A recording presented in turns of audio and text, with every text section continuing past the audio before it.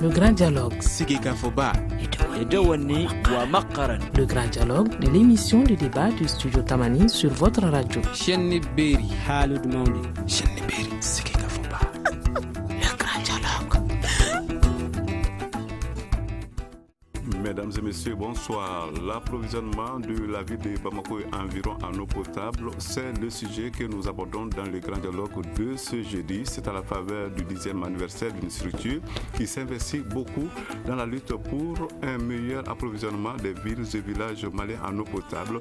Il s'agit du réseau des journalistes pour l'eau potable, l'hygiène et l'assainissement Regepa Mali, un réseau qui a pour partenaire WaterAid, la SOMAGEP, la SOMAPEP et bien d'autres. Il existe donc beaucoup de structures mises en place pour faire face aux problèmes relatifs à l'approvisionnement en eau potable dans les villes maliennes. Pourtant, ce ne sont pas les problèmes qui manquent. Qu'est-ce qui explique cet état de fait? Quelles sont les mesures envisagées pour améliorer la situation? Quels sont les projets en cours d'exécution et quel sera leur impact réel? Ce sont là quelques-unes des questions que nous allons adresser à nos invités. Nos invités qui sont Bakary Coulibaly qui est de la SOMAPEP. Monsieur Coulibaly, bonsoir. Bonsoir. Nous avons également dans ce studio Abdul Karim Kone. Abdul Karim Kone est de la SOMAGEP. Monsieur Kone, bonsoir. Bonsoir. Yuba Konaté est là. Il est le président du réseau des journalistes pour l'eau potable, l'hygiène et l'assainissement. Monsieur Konaté, bonsoir. Bonsoir. Est attendu de moment à l'autre dans ce studio Bourema Tabalaba, qui est de la coalition nationale de la campagne internationale pour l'eau potable et l'assainissement. À la présentation, c'est du format. Le grand dialogue.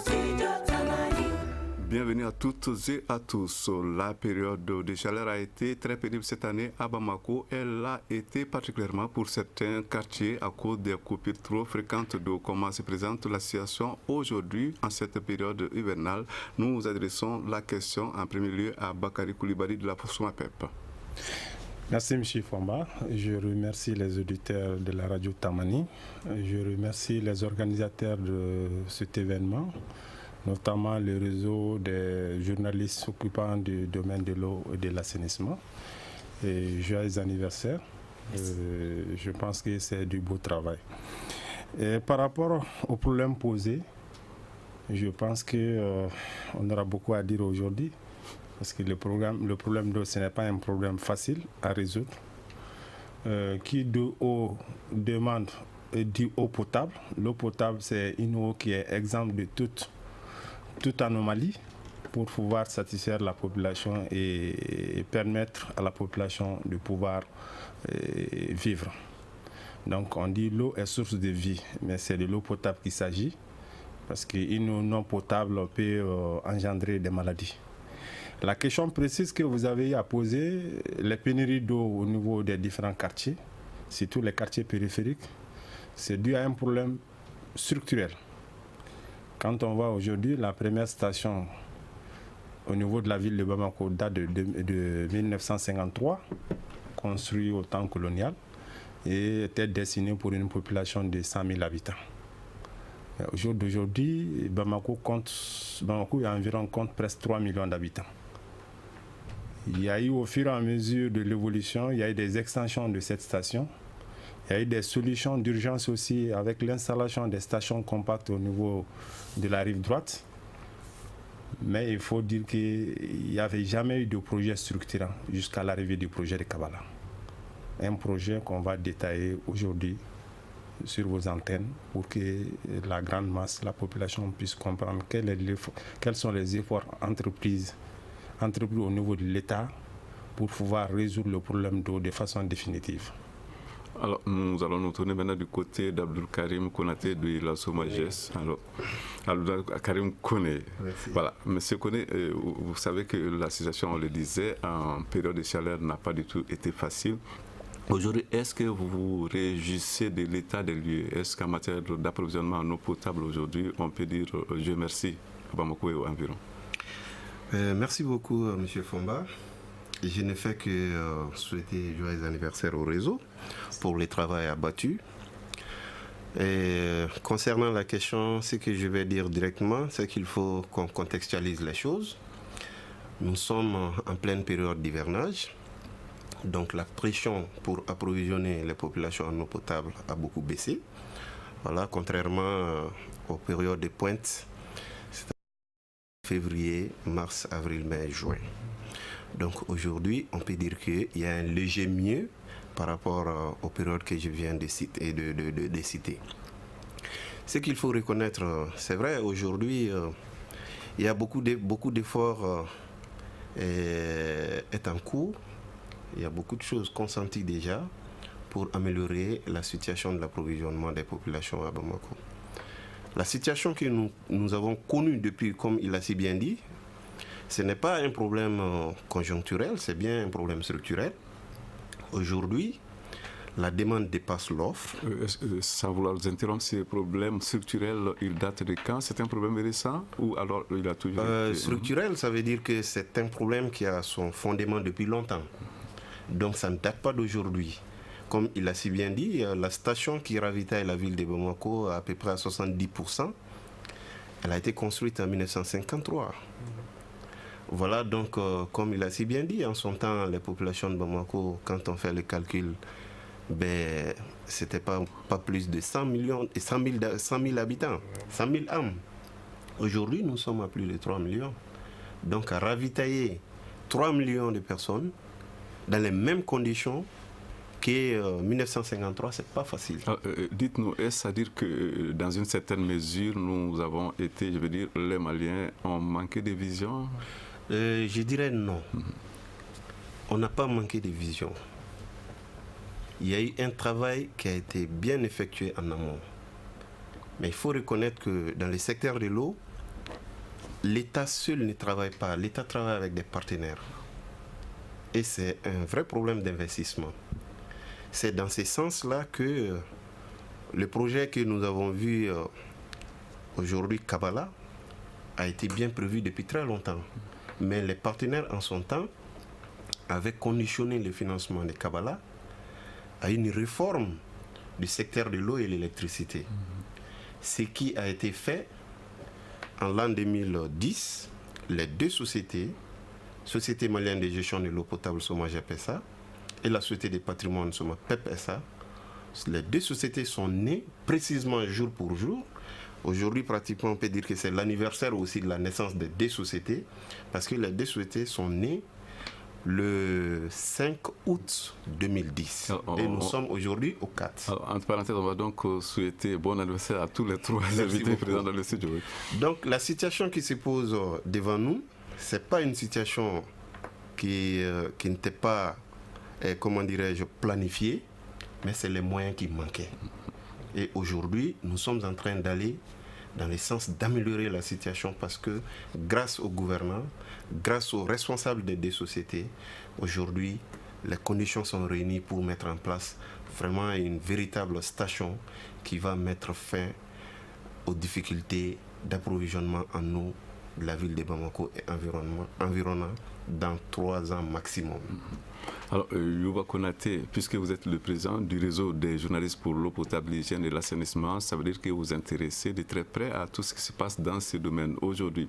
Comment est-ce que vous appréciez la situation à Bamako et environnant en matière d'approvisionnement en eau potable? Il y a une amélioration dont vous vous réjouissez? Merci donc, M. Fomba, de me permettre de donner mon avis sur la question. Mais auparavant, vous allez permettre que je place un peu l'activité dans son contexte. Allez-y, allez-y. Vraiment, le réseau des journalistes pour l'eau potable, l'hygiène et l'assainissement est né en août 2006. Donc nous avons 10 ans. C'est à l'occasion, n'est-ce pas, de cette commémoration-là que nous, avec mes confrères, n'est-ce pas, qui sont de tous les bords des médias dans notre pays, ont estimé que la question de Kabala est aujourd'hui une question essentielle dans l'approvisionnement du district de Bamako, qui est aussi, n'est-ce pas, cette question de l'approvisionnement du district de Bamako est une question essentielle pour ce qui concerne le Mali. Donc une sorte de miroir qui reflète tant bien que mal, n'est-ce pas, la situation de façon globale. Donc nous avons estimé au niveau du réseau que peut-être qu'en faisant aujourd'hui, en ouvrant le débat sur la question de Kabala, parce que les gens entendent parler de Kabala, et en ville, on a constaté qu'ils sont en train de poser des gros tuyaux, les gens ne comprennent pas forcément ce qui se passe. Donc on s'est dit, qu'en suscitant aujourd'hui le débat avec les acteurs de Kabbalah, nous serons dans notre rôle d'information, de sensibilisation de la population. Alors, Monsieur Konaté, nous aurons l'occasion de revenir largement sur ces projets, sur Kabbalah donc. Oui. Mais pour l'instant, la situation aujourd'hui, même à cette date, comment est-ce que vous, en tant que journaliste à Bamako et environ, vous appréciez la situation de l'eau, l'approvisionnement. Moi, je pense que la situation de façon globale est, comment dirais-je, assez timide, parce que je parle sous le contrôle des services techniques qui sont là. On parle de 45% pour, comment dirais-je, l'approvisionnement, les taux de dessert aujourd'hui. Donc, c'est assez mitigé. Mais c'est sûr qu'au temps opportun, ils initient des opérations pour pouvoir soulager les populations. Mais globalement, nous constatons que l'arrivée de Kabbalah va être, comment dirais-je, un salut, parce qu'on dit que la livraison de Kabbalah va permettre de porter les taux de dessert à 95%. Donc, vivement, Kabbalah est attendu par l'ensemble des populations de Bamako pour soulager, n'est-ce pas, les peines. Mais aujourd'hui, il faut constater qu'effectivement, il y a un déficit certain de dessert de nos populations.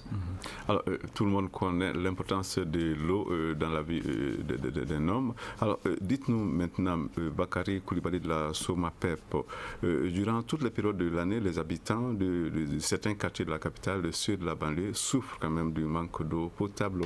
Est-ce qu'on peut estimer qu'avec tous les projets annoncés, avec tout ce qui est en train de se faire aujourd'hui, est-ce qu'on peut dire que désormais le problème est pris à bras le corps par les autorités? Ok, merci M. Fomba. Je pense que le problème est pris à bras le corps.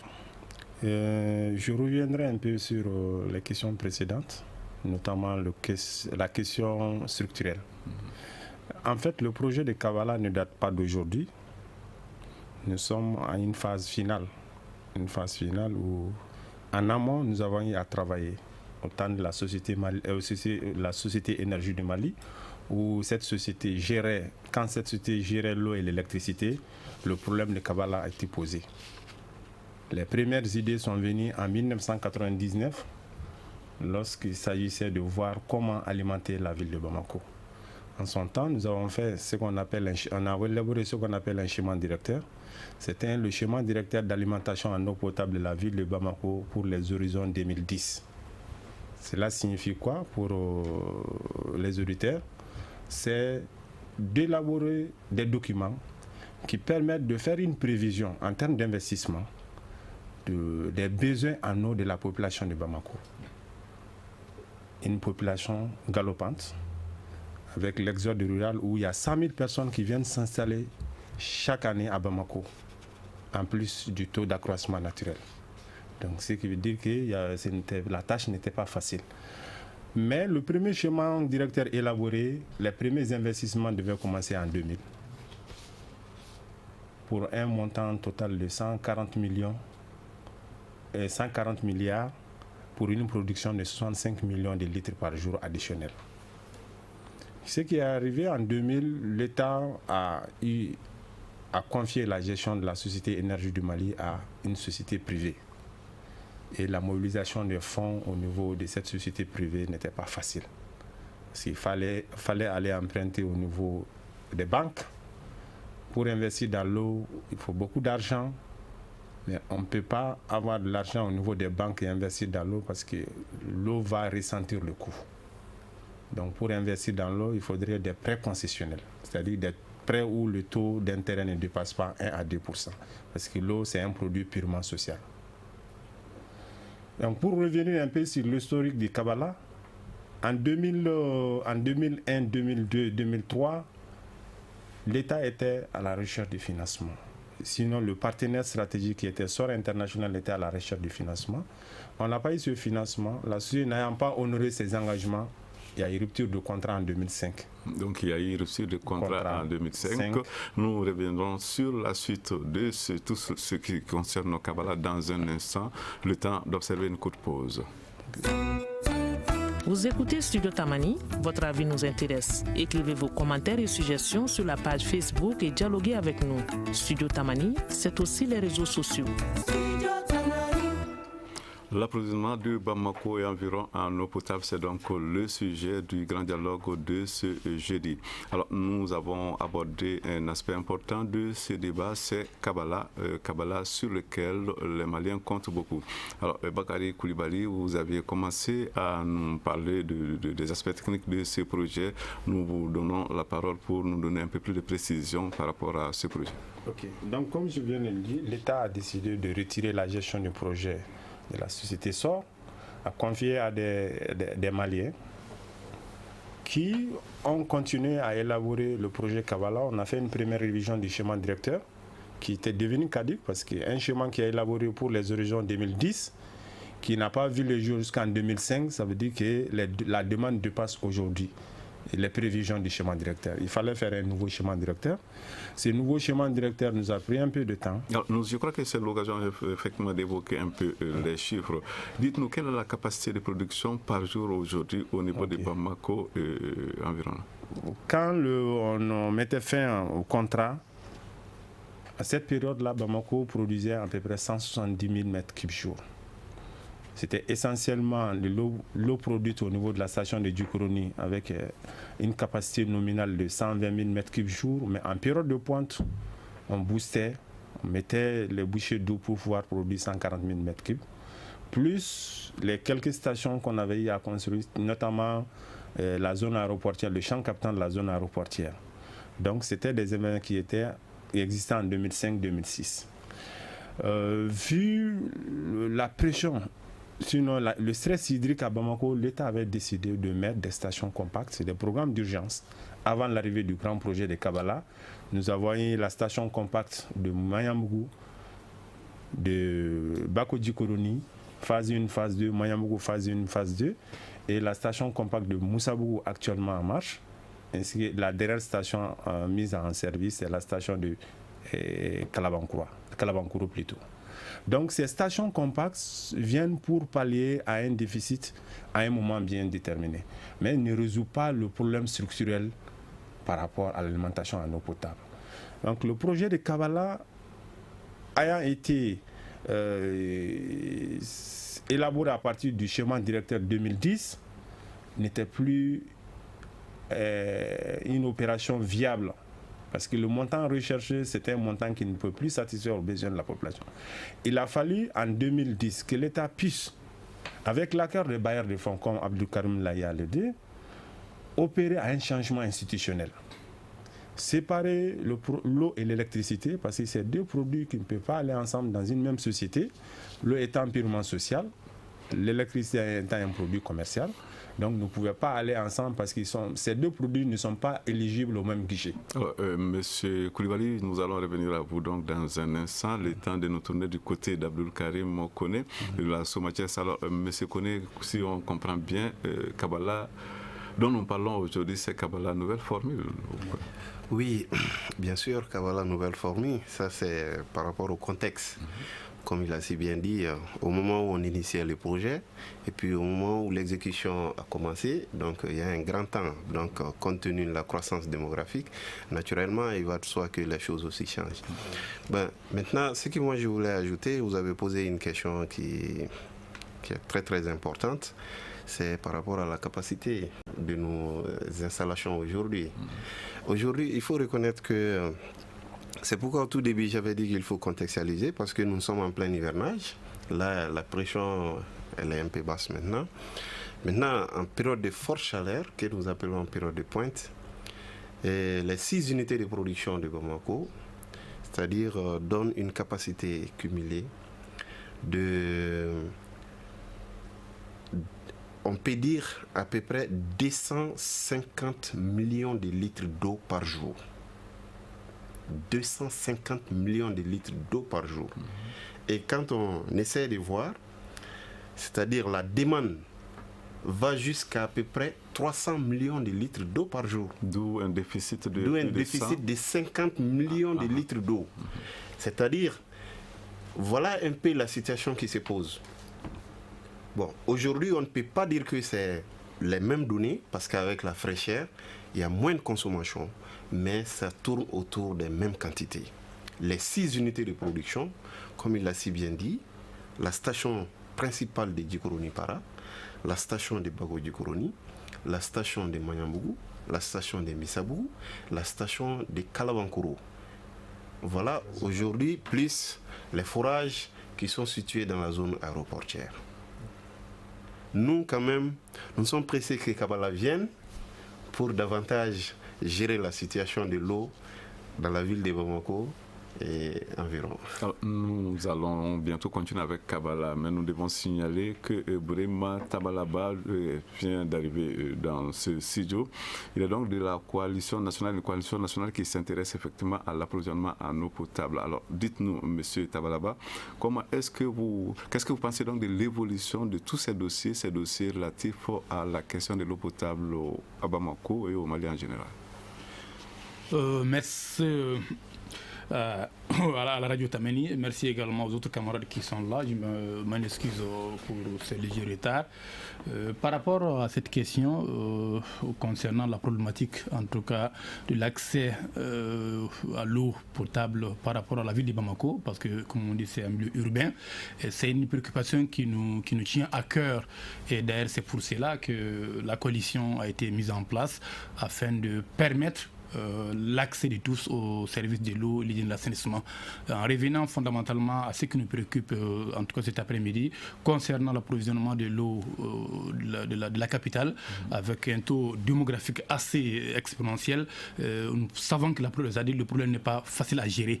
Cependant, nous faisons, nous, du côté de la société, notre mieux pour que plus ou moins l'ensemble des partenaires, y compris les citoyens lambda, puissent plus ou moins s'intéresser à la question de la gestion de l'eau par rapport au 18 de Bamako. Et ils ont donné des chiffres qui sont là, avec des gaps de l'ordre de 50 combien de millions. C'est extrêmement important et nous en prenons conscience, mais on se dit que peut-être l'État toujours a la responsabilité de mieux faire.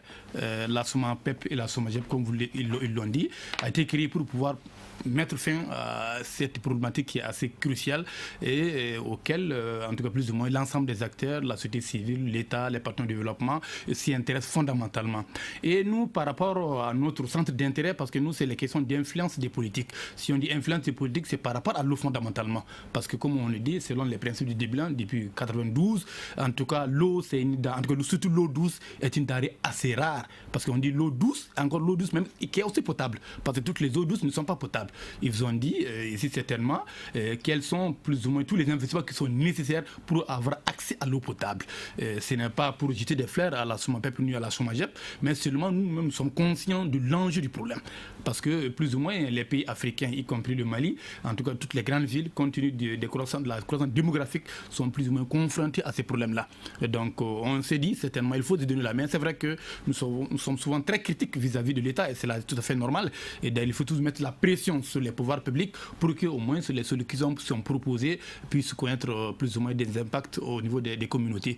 Donc nous disons tout simplement, comme je viens de rentrer dans le débat, je voudrais plus ou moins écouter les uns et les autres et comment revenir certainement sur des questions assez beaucoup plus précises en termes d'éléments de réponse et également des propositions concrètes que la société civile a face à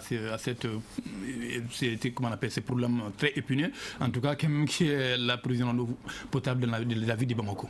Alors, Youba Konaté de Régipa à Mali, dites-nous, vous en tant que journaliste, ce projet, comment est-ce que vous le voyez, son évolution, Kabala et son impact futur? Oui, merci M. Fomba. Je voudrais une fois de plus préciser que nous, notre rôle, c'est vraiment, nous, on se fait un rôle de veille. En tant que journaliste, c'est vraiment de constater sur le terrain qu'est-ce qui marche, qu'est-ce qui ne marche pas, quels sont les engagements qui sont tenus, quels sont les engagements qui ne sont pas tenus. Et dans ce rôle-là, vraiment, nous disons que, effectivement, c'est pourquoi même on a initié la conférence de ce matin pour débattre de la question, entendre les spécialistes pour qu'ils nous disent ce qu'il faut. Et on s'est donné les caps. Ce matin à la conférence, M. Koulibaly a précisé que c'est à partir de 2019 que le Kabala va être opérationnel. Donc nous suivons beaucoup et nous voulons rester dans ce rôle-là parce que nous ne sommes pas des techniciens, nous sommes des journalistes. Notre rôle est de vraiment on se lever citoyens et de veille pour, n'est-ce pas, constater et interpeller chaque fois qu'il le faut. Et ce rôle-là, on y tient beaucoup. Bakary Coulibaly de la SOMAPEP au Kabbalah, combien ça coûte? On nous dit que c'est en 2019 que les travaux doivent s'achever. Alors, comment est-ce que, à quel niveau sommes-nous aujourd'hui quant à l'exécution des travaux? Ok, merci M. Fomba. Kabbalah Nouvelle Formule a démarré en 2010 avec la création de 2 sociétés, la société du patrimoine et la société de l'exploitation.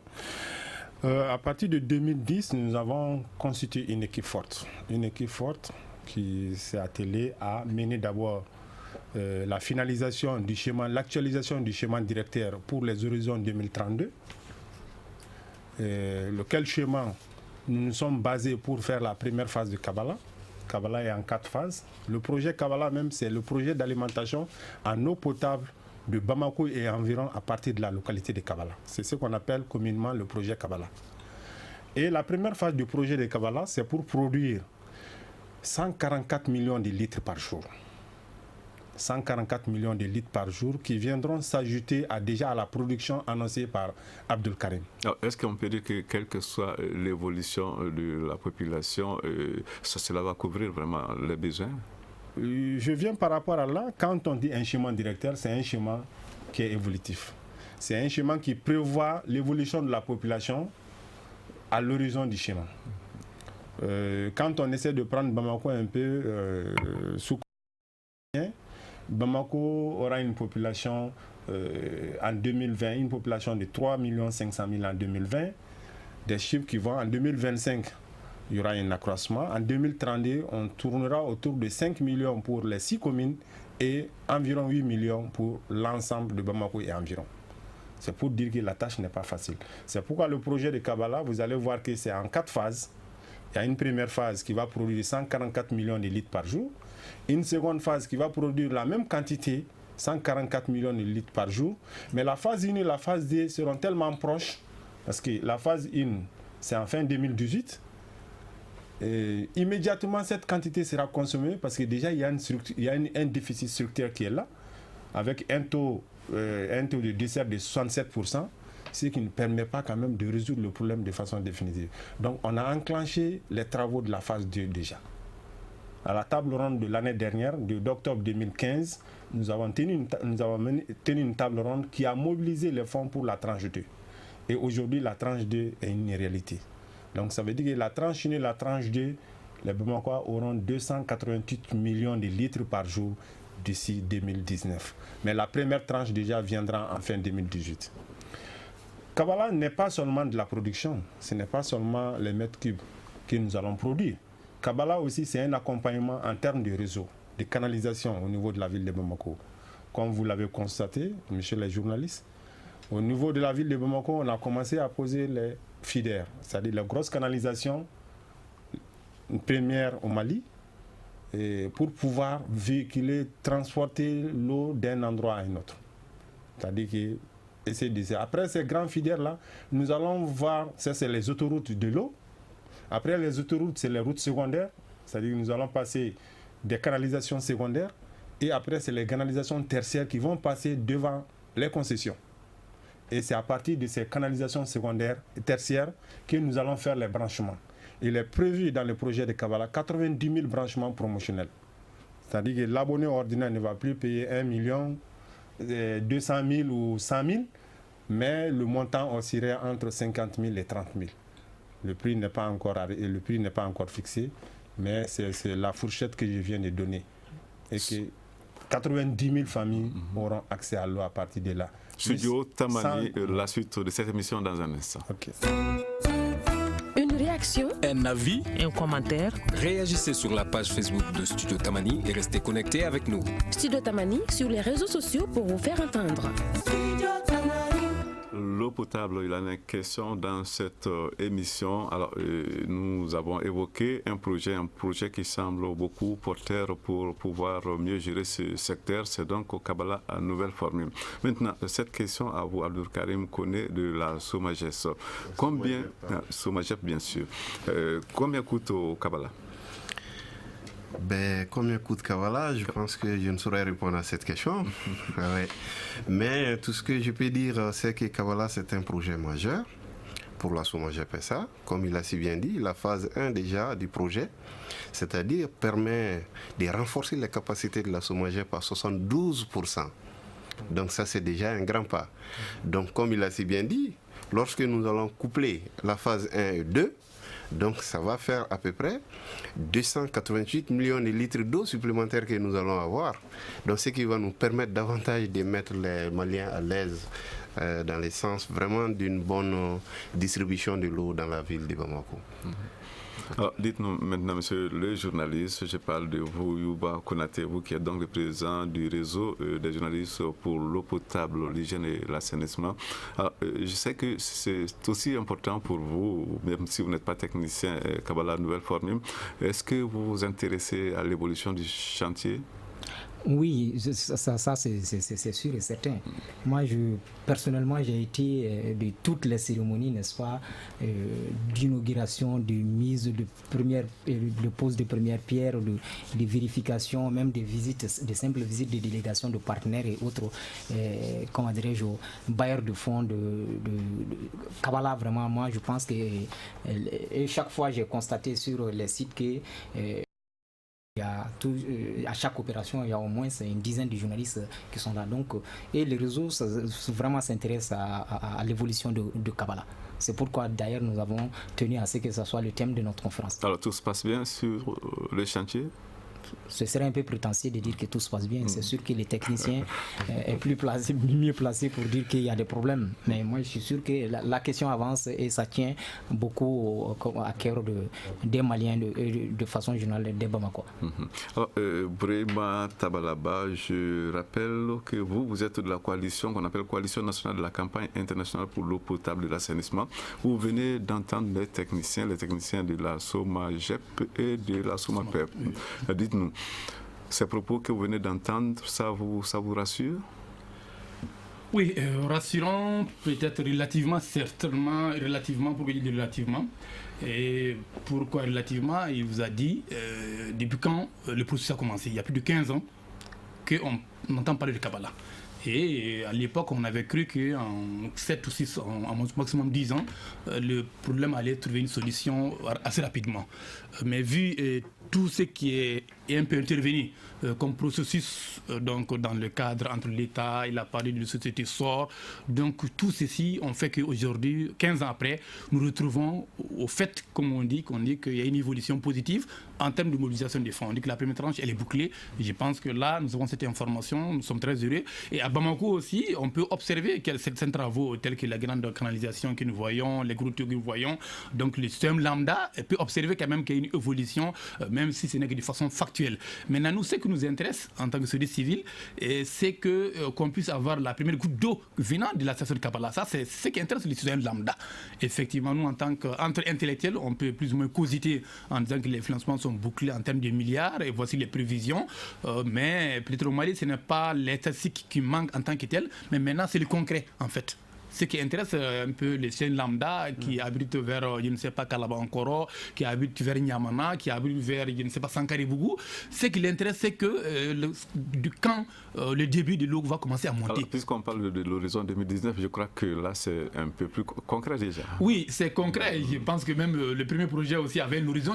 Peut-être que ce n'est pas le fait de fixer l'horizon en tant que tel, mais seulement concrètement, il faut que dans l'évolution du suivi du dossier, qu'on puisse savoir que les choses avancent telles qu'indiquées.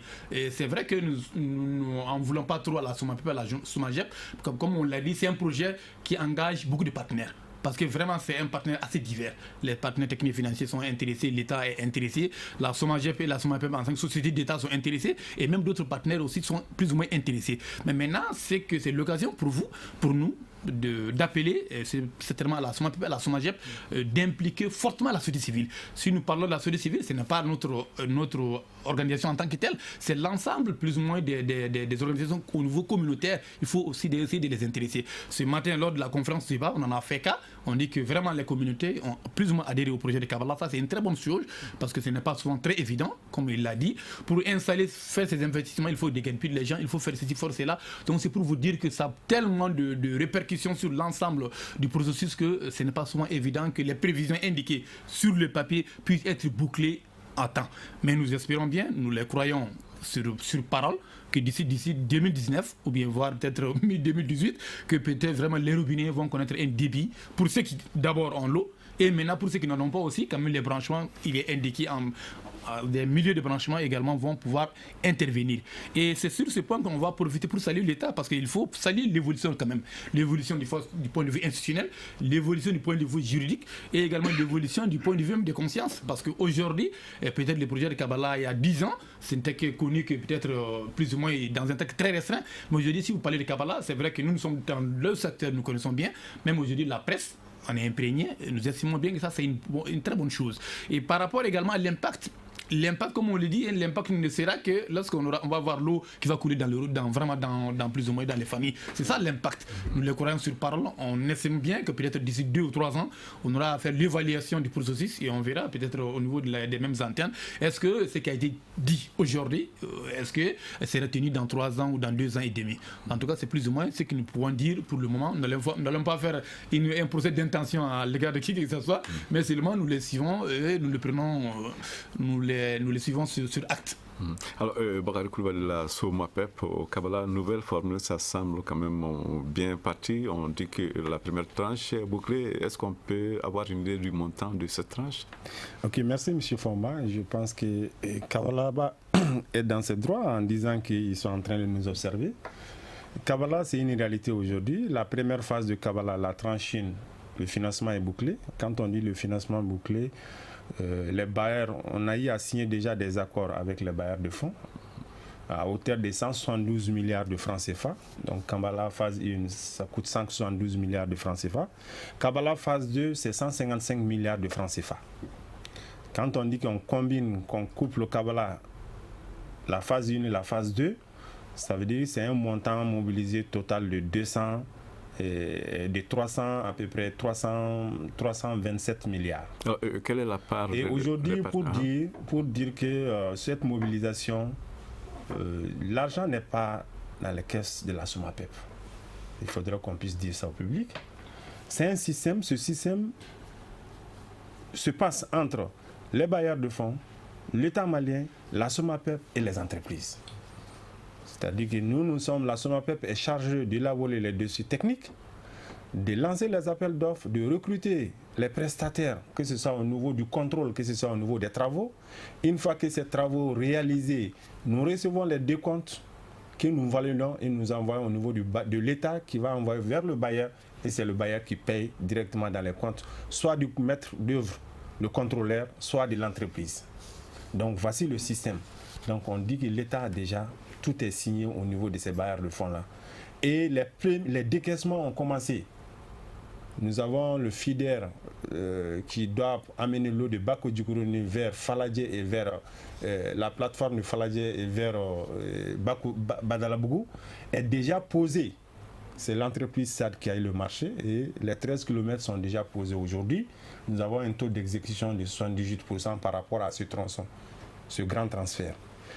Les réservoirs en construction au niveau de la colline de Bako-Djikouroni, une capacité de réservoirs de 10 millions de litres, sont presque arrivés à 70%. On est à 70% d'exécution. Donc c'est pour dire que le projet de Kabbalah avance.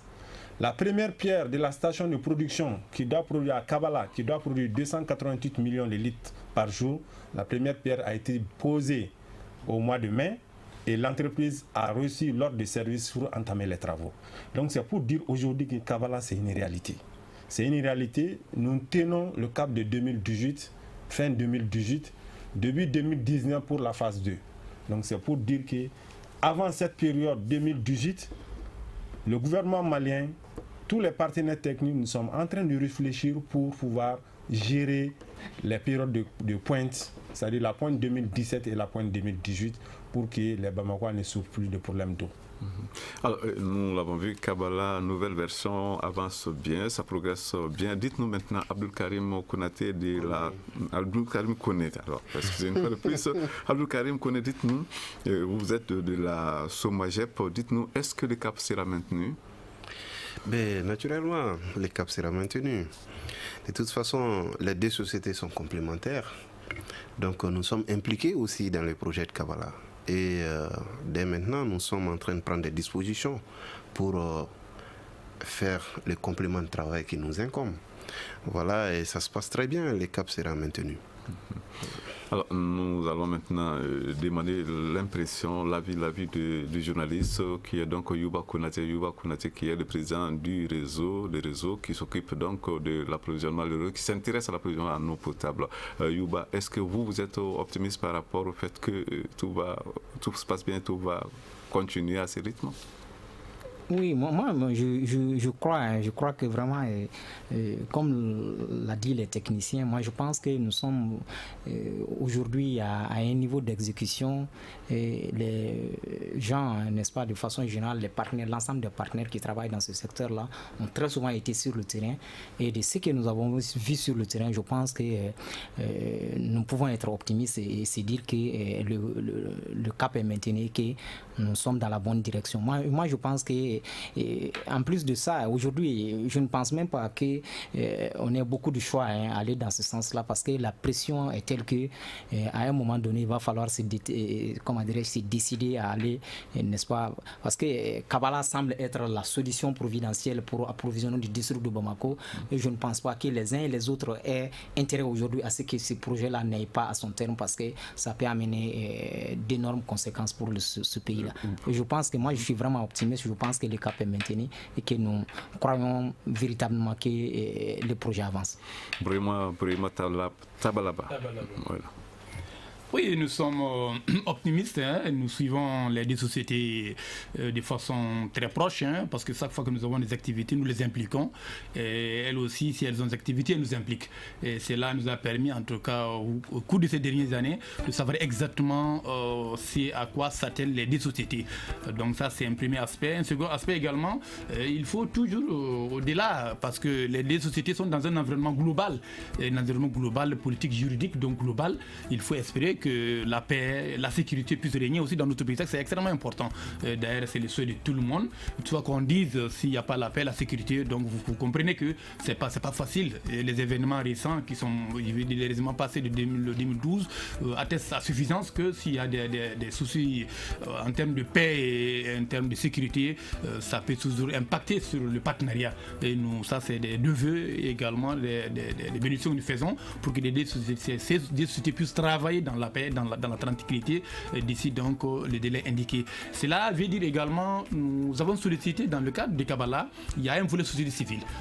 Un volet société civile, on dit que c'est vrai que nous avons des échanges que nous avons avec les deux sociétés, mais au-delà de ça, qu'on puisse être plus ou moins quand même impliqué à tous les niveaux, au niveau local, au niveau, comment on appelle, le régional, même au niveau national, que l'ensemble quand même des franges de la société civile puissent être impliqués. C'est vrai que nous ne sommes pas des techniciens en la matière, mais je pense que le concours des uns et des autres est toujours utile pour pouvoir au moins se réussir un projet aussi structurant comme celui de Kabala. En tout cas, c'est ce que nous voulons. Nous réitérons, c'était notre engagement, notre disponibilité à faire en sorte que tout ce qui est un peu les questions d'intermédiation sociale, les questions d'influence des politiques. Si on dit influence politique, ce n'est pas seulement à l'égard des deux sociétés, à l'égard aussi de l'État, également à l'égard aussi des PTF également, les partenaires financiers. Parce que quoi qu'on dise, c'est lui qui détient l'argent aussi, quand même une parcelle du pouvoir dans ce qu'on fait. Peut-être les deux sociétés peuvent avoir la volonté d'y faire. Voilà, c'est sur ces propos qui s'achève donc le débat d'aujourd'hui de ce jeudi. Je rappelle que nous avions 4 invités. Ce sont Bakary Koulibaly de la SOMAPEP,